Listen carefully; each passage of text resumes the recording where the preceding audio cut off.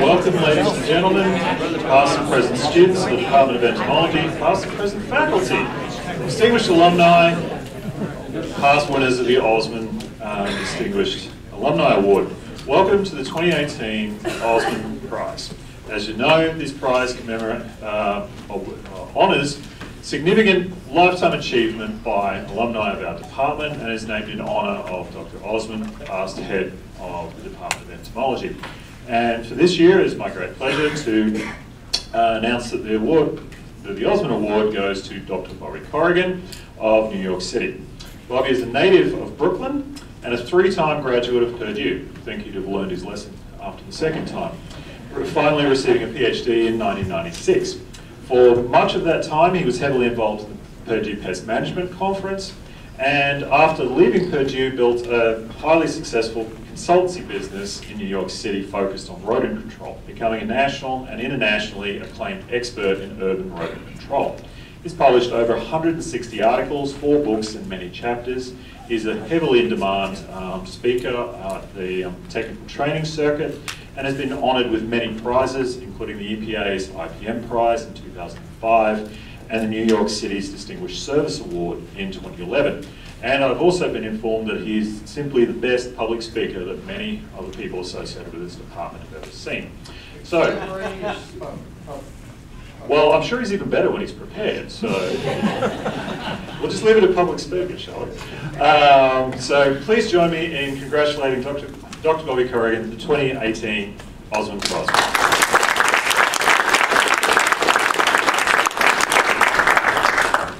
Oh, thank you. All right, thank you, everybody. You don't need to hold it the whole time. Okay. So, of course, this is an honor. This is a great honor to be back. You know, in many ways, this is family for me. I think you know. I mean, I was here from 1981 to 1996 on the staff. So, beyond the student experience, it was, you know, working, family, peers, and so forth. So, coming back is very heartwarming. I was showing Ruth as a walk around the building. I'm like, you know, we once stood right here and we had a special memory at this staircase and so forth. So this is nice, very nice. And I'm going to kind of jump in and you know, keep us on time here a little bit. You know, you can see the title, you know, and it's a little bit generic, of course, but I like to talk about, you know, as a consultant. And when I left Purdue in 1996, I just jumped into consulting and no clients. I wasn't working with anyone. I just took, you know, started with one client and went from there. And as the years have gone by, I realized that, you know, there's a strong collaborative dynamic, actually, if you seek it out, connected to academia. So I'd like to kind of flesh that out a little bit and show you how it at least works for my consulting company. Right, so if we jump in, but of course, here we are, John Osmun Award and John Osmun ceremony. And John sent me this picture when he heard I was moving to New York City to take a consulting, part-time consulting, there were one client, to work on rats in New York City. And John said, well, you know, when I was in the 40s, in the military, I actually did quite a bit of work in New York City, and he said, and here's a picture of me on Governor's Island with Manhattan in the background, and I put that picture, it went right into my office, you know, in a frame, and every day I'd come in, I think, because I've been there, right there, exactly, I've retraced and shadow walked his steps, and the skyline looks a little bit different these days, but not too much. But I will tell you what is the same is right behind John over here, in this whole area, that's Battery Park. And right over here, going up the East River, is that whole area is where rats arrived to Manhattan sometime, we guess, around, you know, 1775. And so things haven't changed in terms of rats too much from when John was sitting there, and to this day, I'm working there. So downstairs, we all came up, you know, this is a very famous building for many of us sitting here, and that's even a very famous post. I used to somewhat think of it as the learning post, because you know, for those of us who worked in this building for many years, you'd often see people would bump into each other coming and going from the mail room back to their offices, especially if their ARB was set up, and you'd stop and chat right here, put your papers down. Hey, what do you think about that meeting? So forth and so on. And it was just the spot. This particular year was one of our conference years, and we got together. John brought the original B&G sprayer, of which, you know, he directed his students, you know, Brim and Gilmore, Bill Brim and B&G, to invent the sprayer that was usable for the market, and here it is. So some of you in this room right here, you know, Tony Bonner, and, you know, Gene White, and others, you know, Steve Kells here, Stoy, Dave Miller, you know, so we were together for that particular moment, for that picture, kind of a picture graph. So, you know, this building and everyone and all the years have special memories for many of us. So just by way of a jump start into what I'd like to share with you, again, for those of you, 1981 I came back here to take a position with staff. Austin Frischman and Gary Bennett kind of recruited me back, saying, you know, we'd like to try an animal damage control position, and, you know, someone's going to handle rodents and birds and moles and what have you, and as pest manager, with Eldon Orman at the time as department head, and John Osmun strongly supporting all of it behind the scenes, right? And so it's teaching faculty, working with all the teaching faculty, you know, just chatting with Peter Dunn and talk, you know, I think all my memories with John McDonald and Al York and, you know, everybody that I went through courses with. And you think, boy, at the time you're taking the course thinking, wow, this is a lot of work. And then sometimes you have to look back, and which I do regularly, saying, is that worth it or what? Right? So it's friends and peers for that period during that time. So this was my PhD work. You can see I'm really enjoying the moment. Like, what am I doing here? That's pretty much it. But anyway, I did my PhD on population dynamics of house mice in all players, egg layer, poultry houses. And this is the middle of the night, quite frankly, and my face like, no, this is hard work. I'm not sure I'm having fun whatsoever.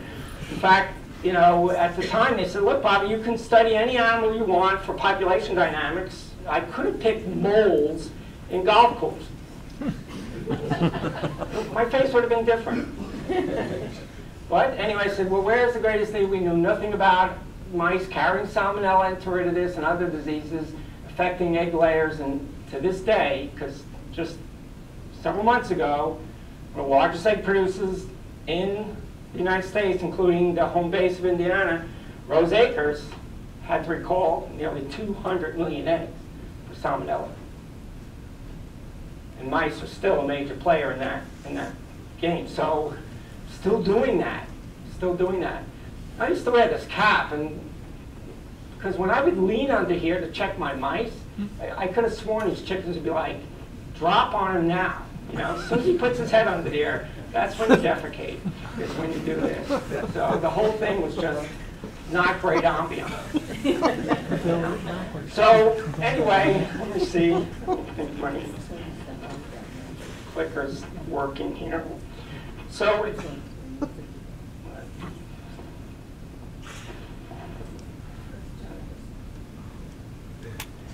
okay, so now, and I think I'll fly from down here. So now I have a consulting company based out of Bradcliffe Manor with my wife Ruth. Assists me on this effort in 100 different ways. And so Bradcliffe, New York is located in Westchester, about an hour north, right along the Hudson. And I'm just gonna alter the lights here a little bit so we can see, you know, this particular area is beautiful. I don't know how many of you have ever been to the Hudson River Valley, but this is a hike I take on a regular basis, and there's one spot that I always stop and just admire the view, and that's it. So that's, I spent a great deal of our time in that location. In terms of work, just the big picture, I'm not going to go through any kind of detail whatsoever, but the big picture here is I do I look at public health in a big way. It's still a big part of my life. I did take a consultingship with Department of Health in New York City, and to this day I'm still doing work with them and in several other cities. You know, you can see Washington, D.C., Seattle, you know, Boston. I work in those areas. Rodents, I think everyone knows, are major public health pests, right? Don't need to be stated.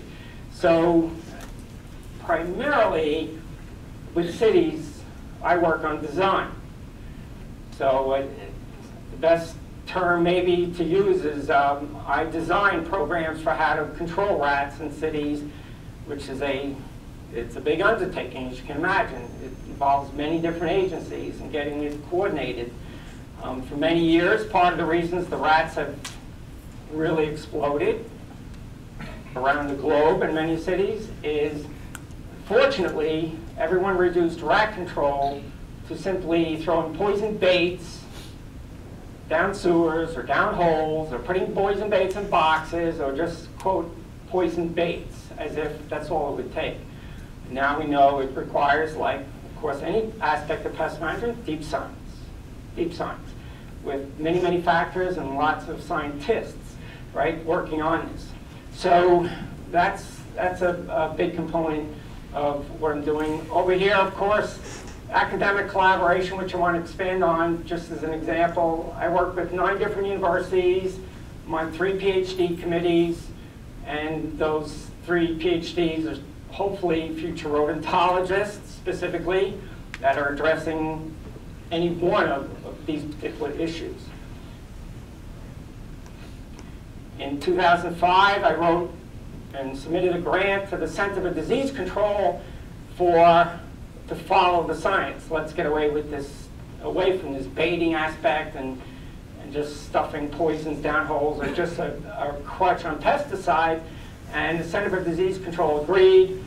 We put a grant together. We were funded for $500,000, and at least we had startup monies to get going. But those academies continue to this day, and now we're doing several cities, 9 cities around the US, and we even just started up Thailand last year. And finally, as I'll share with you as an example, Corrigan Active Sense, as I'll share with, is new technology coming on where we can monitor using remote monitors for rodents. It's going to be other pests down in the future as well. It's when rodents are active in city areas, we can pick them up with sensors. So the Big Apple, this is just a more modern picture of what I showed with John Osmun sitting there earlier. And again, if we right behind the Freedom Tower, going south to Battery Park, that's where I showed earlier, this whole strip just right there, I had mapped out all the colonies of southern Manhattan, of rat colonies of southern Manhattan.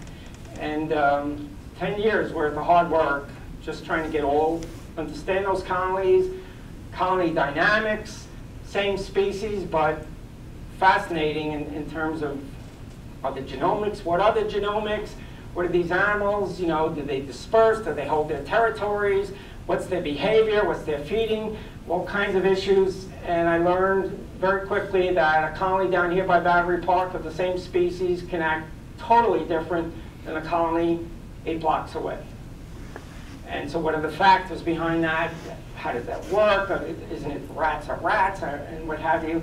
But the answer is, you know, it's a lot of involved issues. We take Manhattan from an old map, just standing on its side. This is called the Beerley map from the 1800s. And I love this map because it shows where all the underground streams and concrete over rivers happen to be. And rats tend to associate, in many cases, with those areas. Very fascinating, and someone we need to study on that as to what's the dynamic there. So, but then I like to take this map and I turn it on its sideways. And the reason I like to do that is, doesn't it look like a rat? That looks like a rat. So we have this inherent claim to being the rattiest city in the United States. I don't care what the press says. So, anyway, it's a great. This was an article that was done, you know, for The Verge, and the author, you know, I was standing right next to him when they took these pictures, and this is what it's about for my consulting in a big way. you know, for all the way through, that is in fact the enemy. Because you know, these rats right here, and you can see they just squeeze right through. They're coming from the sewers, old sewers in New York City. And where are these rats heading right before this picture? There's an entire restaurant with doors that are not pest-proof. And every night, right beneath those doors, foraging all through that restaurant. Now, you would hope in the world of IPM, as we study them in college, and you know, we take an IPM course at Purdue University and this kind of thing, say, well, you know, IPM is sanitation, it's exclusion, it's culture, not culture, it's pesticide, the whole thing. Well, tell that to the restaurant owner who just refuses to do exclusion. IPM, schmipm, they look at me like, I'm not doing that. I said, but it's only $80 to keep the rats. Well, I'm not doing that. I have a guy who puts out poison, I'll take care of it. Well, then you would hope the Department of Health would step in and say, we're giving you a fine for not doing that. They do. The fine's very small. But technically, do they encourage IPM? Yes, they do. Do they enforce IPM? Not really. So it becomes this challenge beyond the textbook of like, wow, and here's the flow chart of the sewer systems below New York City in just one neighborhood. That's my pink arrow showing a massive colony of rats and their movements on a regular basis coming up out of the sewers.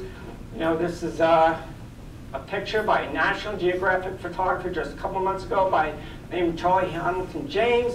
The National Geo magazine is going to have an article about rats in a couple months. And so he was taking pictures, working with me in the alleyways and below the alleyways, taking pictures of our rats and on bags and so forth. Again, the whole point is public health pest. Beyond vermin, you know, it's vermin. It's a restaurant.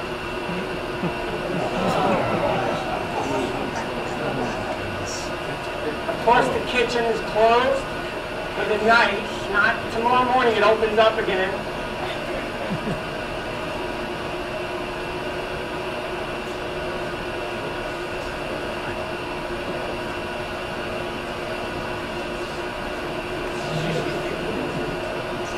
It's amazing, right? So, public health.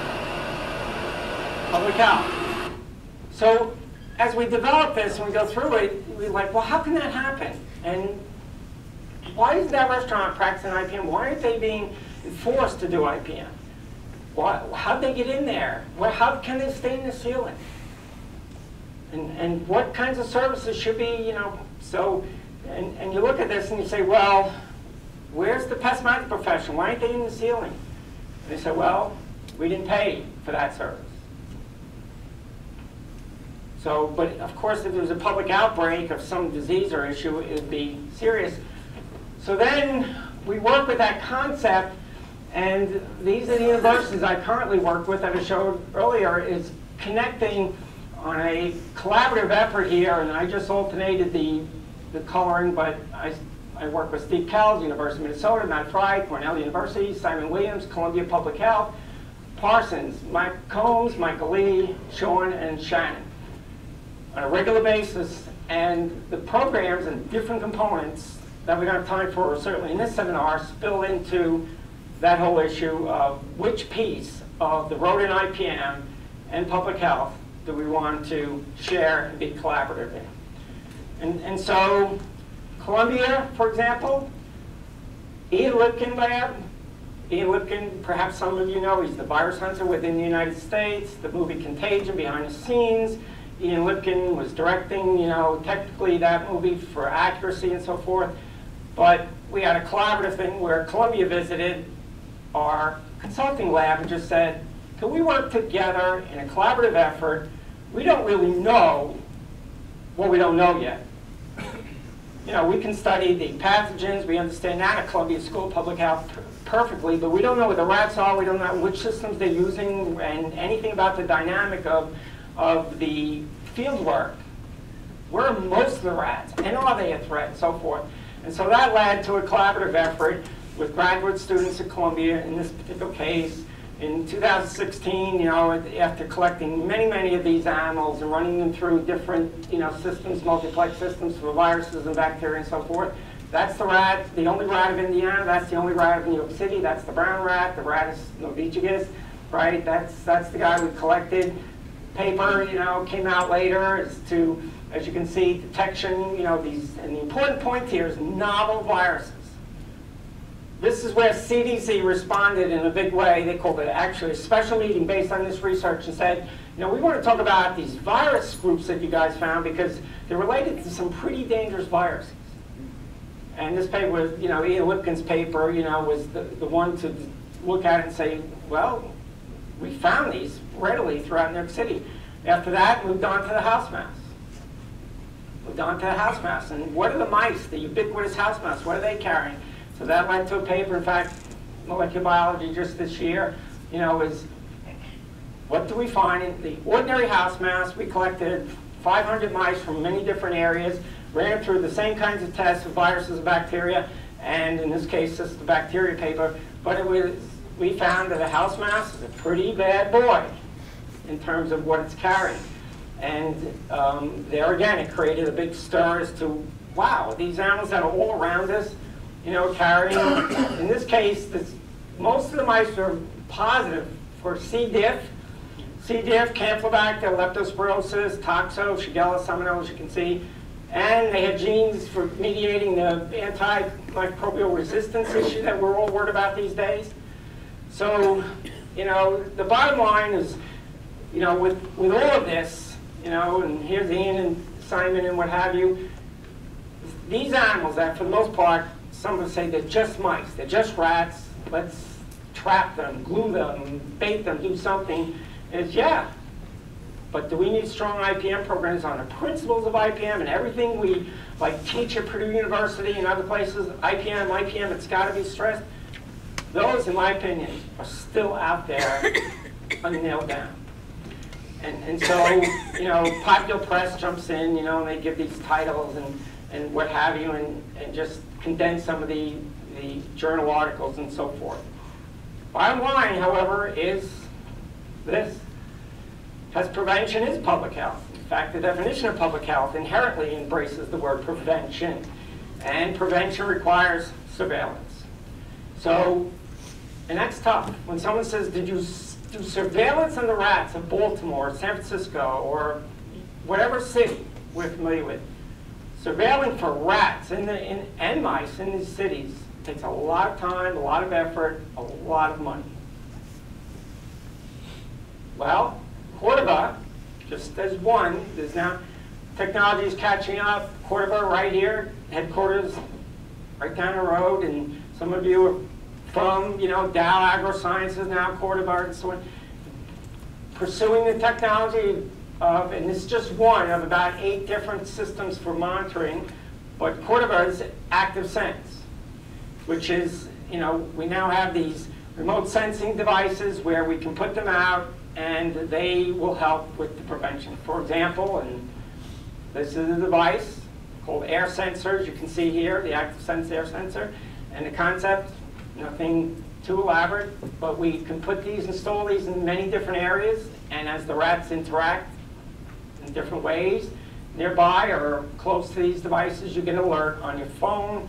That technology has been out for some time in home security, but just as one component for Cordoba, and of course this is a big one with public health.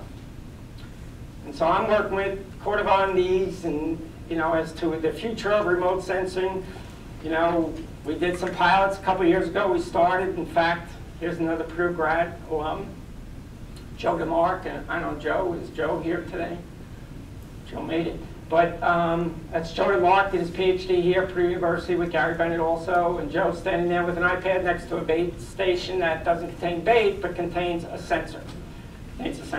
Inside, we have a pest management professional standing next to a trap with a sensor. On the iPad, every green dot you see is a sensor. The blue dot is a hub that transmits the information, and it goes up to the cloud, back down to the cloud, onto our phones, or whatever device you instructed. And this is my iPhone, just taking a picture. Of most people on their iPhones and what have you, they'll get the sports updates. But for me, I get hungry rat for extra pretzel down the street. So And I get a certain alert that goes off every time a sensor would go off in the middle of the night. When we first started this, Ruth would say, "You just got an alert again." And I'd be like, "Yep, I guess I got another rat." And she'd say, "Oh, you caught another one." And so, you know, it'd be sometimes 2 o'clock in the morning. She'd wake up, "Oh, you caught another one." It was like our pillow talk, you know. So here's what they're providing. Yeah, the honeymoon is over. Exactly. So notification, of course, of invasion, early intervention, you know, but here's where we're going. Here's where we're going with this system. Pretty much every place. Again, it's not just Cordova's product. There's Bayer's has products. This is the future of pest management. This technology, in my opinion, is we will never look back, especially having been through pilots now for 3 years. We are currently working, my company, with several cities. We're going to smart city with this technology, which makes perfect sense. And I think you all understand, you all know smart city. You know, you hook up your city to a grid on everything. You know, sewage, lighting, energy, traffic, you know, infrastructures, harbors, airports, so forth, and everything is done smart, you know, hopefully. So, for example, this is a big threat, is our shipping ports. Rats came in on the shipping ports, so to speak, and it's a constant threat is we're only just one ship away or one airplane away from something serious, of course. Like, you know, we learned that through the AIDS virus. So one ship full of, say, and I've been working with Nigeria recently on the Lassa fever outbreak there, which is very serious, carried by rats. So we want to know when things are happening. If a ship comes in loaded with rats from a particular country, we want to pick that up with sensors. Airplanes, airports, and doing a lot of work right now with, and it's been out there public, so I can say it. I spent a lot of time with SeaTac in Seattle, setting up the rodent IPM program for SeaTac. And because rats love to come out of the terminals, get up into the plane, get into the interstitial spaces of the ceilings, nor the wires, and of course we have issues. I've taken off 37 mice off one plane 6 years ago. 37 mice, the wires were all frayed, $700,000 fine for a particular airline. So rodents in planes, now suppose every plane had a sensor, which I think will be law. And it should be law, of course. Rodents are very attracted to airports. Subways, railroad. I took this picture working with the Boston team because rats are, you know, found along the rails. They get into the neighborhoods and what have you. Where did that train come from? What was in that city? So forth and so on. So sensors, those. And so, you know, it's parks, you know, and here we have, if you ever watch Law and Order, that's pretty much where Law and Order is always filmed. But behind the scenes in Law and Order, rat burrows. In fact, watching a scene one night, I was out there while they were filming, and they had the scene almost done, but rat ran right in front of the actor's foot, caught rats, you know, kind of, it's unbelievable, but they're there. And by the way, just for public health, these rats, these are very active burrows. At night, when everyone goes home, rats are all over this bench. They're jumping all over this, urinating on this, they're defecating on this, they're fighting on this. People come back in the morning, sit down, sometimes with children. They sit down here, have lunch. All their hands are touching every place urine and feces have been just the night before. In my opinion, that bench should be closed with yellow tape. Put a construction sign up, do whatever you want, but that's a dangerous place to sit. Dangerous. People are like, well, what are you going to do? Every city has rats. Well, so we have a sensor there now. So when that active sensor says 3 beeps and like, holy cow, we've got issues, let's get over there. Harbors, alleys, these areas, you know, it's a very rat-filled alley. I took this picture, you know, with a couple people with me, I don't know, 10:30 at night. Rats, back and forth, of course, for the food sources. This restaurant row right here. So we pretty much, what it sums you, we're setting it up for smart city. It goes like this, New York City, it'll look like that. This is the goal. And so as the sensors are sending us alerts, of course we get like a heat map. We're getting these areas where, say, we obviously need to surveillance here. We need to figure out what is going on here, what is going on here, what's going on at these hotspots, why, and let's get to what we call reservoirs of these animals. Let's get to the reservoirs, let's set up programs that are tight, bring 19 agencies, sanitation, housing, sewers, the whole 9 yards. So that's, you know, a big project with my particular efforts with public health. You know, in some ways, everybody, as I wrap this thing up, you know, we're all, right, we all have our world. We have our world. Sat today with grad students and postdocs and the students, and it's fabulous to hear what's your world. What do you do? What's, you know? And so sometimes, you know, just drawing it random, someone says, I'm into just Columbo. Like, just, that's huge. Monster big world. So any world is huge and monster big. But my world, I see it, you know, I'm like this. It's got to be like this, right? So, and again, I travel a lot. I travel internationally a lot. And right now, the whole world's saying, we have an explosion of rats and mice. We don't know what's going on, but it's global. And it would be great to have strong empirical data as to why, what's causing this. And I mentioned to the students over lunch, I'm like, well, what caused the bed bug resurgence?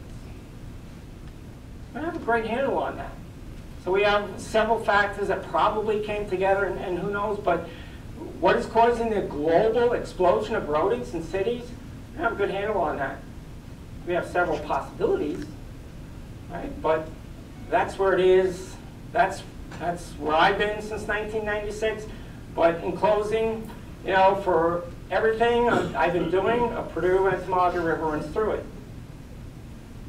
I look back and I think, wow, all the time with a client, or I'm doing a report, I'm investigating something, I'm trying to use, and I consider myself a student every single day. I'm a student of this.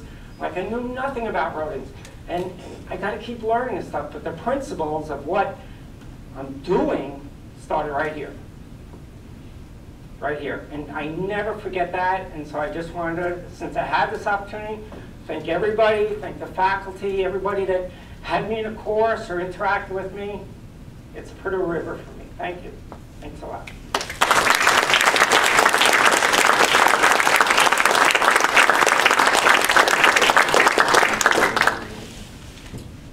Any questions? Brian. Maybe you could give us an example of a positive and negative working from a political sense. You were indicating how some people are listening to you, some are not. Maybe you could give us an example of somebody who is listening, and maybe, you know, someone who's not. Yeah, great question. So Brian's question is, you know, this, what's the positives and negatives, for example, of, you know, working in a political system? And it's a big driver in IBM. Or not. For example, every week in New York City, we have what's called the Mayor's Rodent Task Force. Well, you know, at first we started to reduce the rat population in New York City, and the mayor said, everybody will work together on this.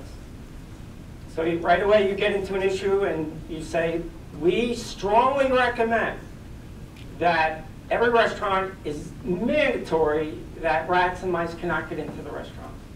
That makes sense. That's the scientific principles of IPM, and IPM, blah, blah, blah. Everyone that's scientific sitting at that meeting will say, yes, that makes perfect sense. But then the Restaurant Business Association of the city will say, that's an infringement, that's putting, you know, taking away, that's putting pressure on, you know, us thriving as a business, and we don't think we should be forced to spend $3,000 pest-proofing a restaurant. What we're going to do as best as we can, and we will say we'll work towards that effort, but requiring it by law, no. You would think, at least I thought, is, well, science rules, public health rules. But it did not. To this day, they're not required. Now, they should if they're a good restaurant. If they don't pest-proof those doors, they will lose points. And the mayor comes back and says, you will lose points if you don't pest-proof these doors. You will lose points. And you may have to pay $300 for every door you didn't pest. Well, my last survey is still in the 92 to 93% of all restaurants in Lower Manhattan have not pest-proofed their doors. And so that political pushback, to me, I find amazing. you have a strong relationship with the pest control industry in Manhattan, I'm sure. Yes. Have they bought into the IPM effort, and are they trying to successfully sell that to their restaurant people or hotel people, their residentials? Because money drives this whole thing, right? And the Restaurant Association is distinctly connected to tourism, and tourism is connected to millions of dollars, billions, and science is not. So are you seeing that the pest management industry being somewhat successful in driving this bus towards IPM? Chris, so Chris is, brings up, again, another issue is by the way, Manhattan's not a very big place. It's, New York City's 36 square miles kind of place. And we have 1,000 pest management professionals servicing New York City, 1,000. There's no place else in the United States, a few places, any place you'll find that kind of density of pest management professionals. And Manhattan's a very pesty place, that's why. So do we see, this message and the professionals, Chris, picking it up and running with it and promoting the image? I would love to say yes. There are what I call a few innovators. So I would say about 2 or 3% of the pest management professionals in New York and the clubs around it are picking up the innovation of this is smart. Every place I go, I will demand that either, if you want to be a partner with me, I have to install pest strips so we don't have to rely on this pesticide crutch. There are a few out there. Majority is, it's a rapid competition for let's get the service. And I'm very, it's saddening to me. I'm always like, come on, both politically and industrial, but I don't see it. Seems like Europe has eliminated their use of rodenticides. Do you see that coming to the United States? Yeah, so Europe, through the union and what have you, is eliminating the use of rodenticide baits because they have some real serious downside consequences. Raptors, non-targets, dogs, cats, coyotes, And so the use of these baits, in fact, in Europe, and Dave knows this very well, I was over in London last year, year before, and they said, we call those black boxes the DDT of our time because their impact on raptors, the eagles, the hawks, and the owls. And so they're like, we're done with this. We're done with this DDT black box thing. In the United States, do we see pressure put upon the United States to follow suit? So far, one state is pushing very hard, and it's a bellwether state. Depending on how they go, others will go, especially New York right behind them. California has submitted bills to the legislation 3 times, and 3 times they've come up. Last time barely defeated, but they're coming up again. I predict, Dave, to your question, we will see a heavy restriction first, and maybe a loss, just like we went through with chlordane, DDT, Dursban, that whole route that we went through. I do see us following the same exact path with rodenticides. I really do. And quite frankly, I don't think, if someone said, Bobby, vote. Keep the rodenticides, or get them. I'd say we keep them for public health only, because we need it for public health. But in general, this business of just selling bait stations to make some bucks and stuff, I'm opposed to that. Bobby, do you get any pushback from PETA because of those adorable little furry creatures? Yes, Larry. So PETA has written many letters protesting the use of the poison baits and, quite frankly, things like sticky boards. I think you all realize right now we can leave this room and you go to the nearest Home Depot or Walmart or something like that, you can buy sticky boards, glue traps for mice and rats, and PETA's opposed to that. So they're constantly voicing the opinion. This is a conundrum. It's on one hand, because I love animals. I don't like killing anything. I just don't. Even though, but I manage programs that they're going to have to be taken out because they're a threat to us with these diseases. But at the same time, you would think, and we can for sure, the most humane thing we could do, which PETA is completely correct, why don't we build them out and do our trash correctly so we never have to lure them in and then kill them for bringing them to us? We have that completely backwards, in my opinion. It's like, yeah, I'm not going to clean up and I'm going to leave the doors open. When they come in, I'm going to have to put you on a sticky board. How ridiculous is that? So I think, I'm hopeful we will, I don't know, eventually get to a point it's like every door and every commercial account, and if you're smart, for those, everyone sitting here, you should pest-proof wherever you live and work, is it pest-proof? Even here, if we did the inspection on, Federal Hall here, is this pest-proof, this building? I don't know. Is it? Is your home pest-proof? Is your businesses? And, so PETA sometimes makes a point like, what you guys are doing is wrong. Not that you don't want to manage these pests, but you really have to put them on sticky boards and poison them with systems that kill them over several days. There's a side to that has to be listened to. But we have to be careful of just saying, oh yeah, we're not going to kill anything, and these animals are going to gnaw wires in an airplane and bring the plane down, or burn down a building, or transmit diseases.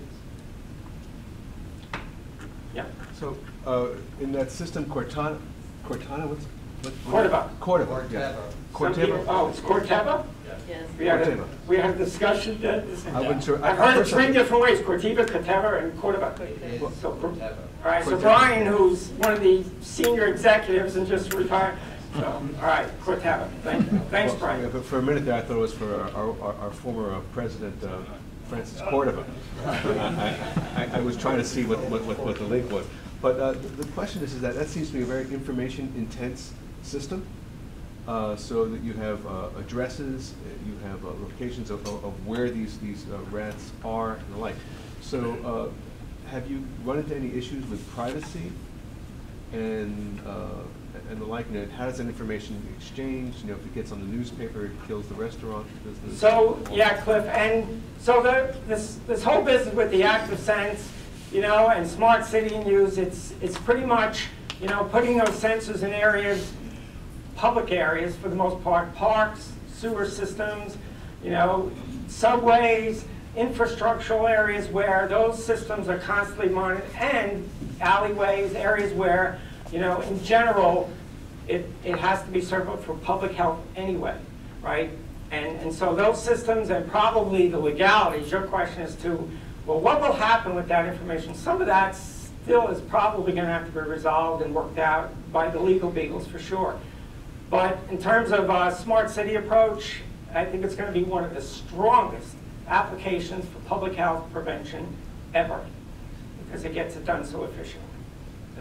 But yeah, I'm sure people are like, is this more Big Brother? And because we know, but at the same time, these are animals that no one would want around their house for the dangers of public health and damage, and so probably welcome that this area is being surveilled to protect us from these rats. What are those sensors picking up? Is it like motion in a trap, or is it sound, or what? So, just for the sake of this, because we're in, they're still doing some tweaking and proprietary things with these sensors, especially, I have permission to use those photographs and what have you, but how they're going to develop that and move it through. But in general, some of the systems they use is touch systems. They're also looking at heat, also looking at motion, and combinations thereof, and tweaking those, because again, there's several different players approaching this from several different ways. But it's going to be a combination of, especially since you have a warm-blooded animal, large size, and so forth.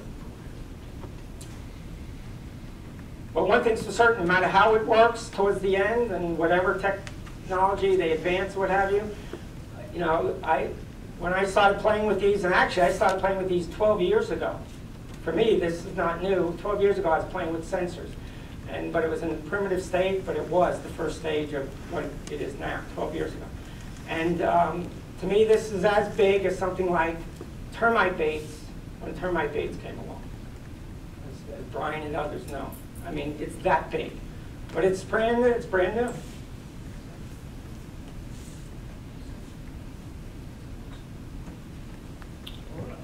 Join me again. Thank you.